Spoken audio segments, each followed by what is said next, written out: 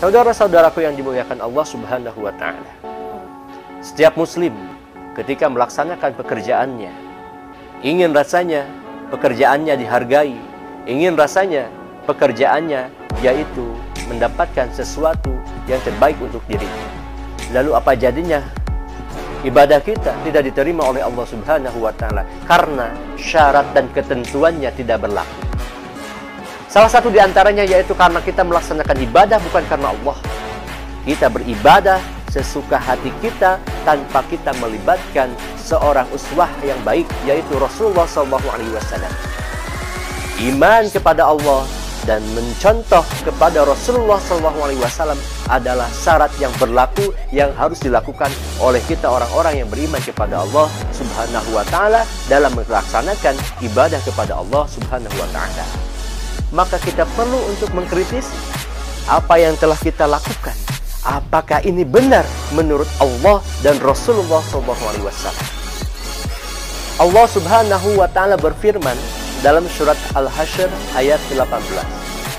Dalam ayat tersebut Allah Subhanahu wa Ta'ala menyinggung kita sebagai orang-orang yang beriman agar senantiasa kita bertakwa kepada Allah. Ittaqullah. Dan mempersiapkan bekal untuk hari esok sebaik mungkin dengan memaksimalkan hari ini. Orang-orang yang bertakwa adalah mereka yang senantiasa mempersiapkan seluruhnya untuk menuju hari esok. Mumpung Allah masih kasih kita kesempatan, maka kita maksimalkan.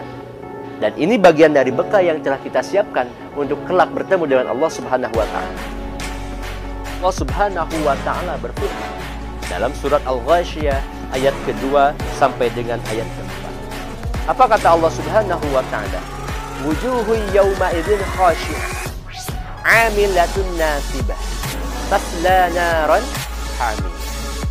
Artinya, banyak muka pada hari itu tunduk terhina, bekerja keras lagi kepayahan, memasuki api yang sangat panas, yaitu neraka jahanam.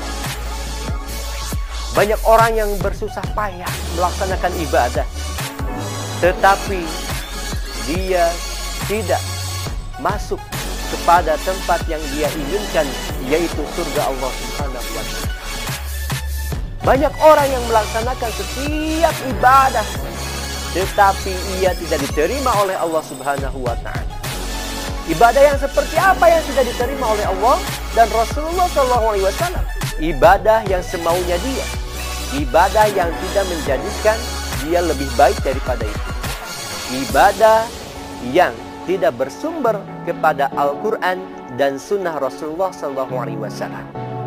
Jangan sampai kita tertunduk hina di hadapan Allah Subhanahu wa Ta'ala. Mudah-mudahan harapan kita bisa diterima oleh Allah Subhanahu wa Ta'ala sebagai amal yang soleh, amal yang diterima oleh Allah Subhanahu wa Ta'ala.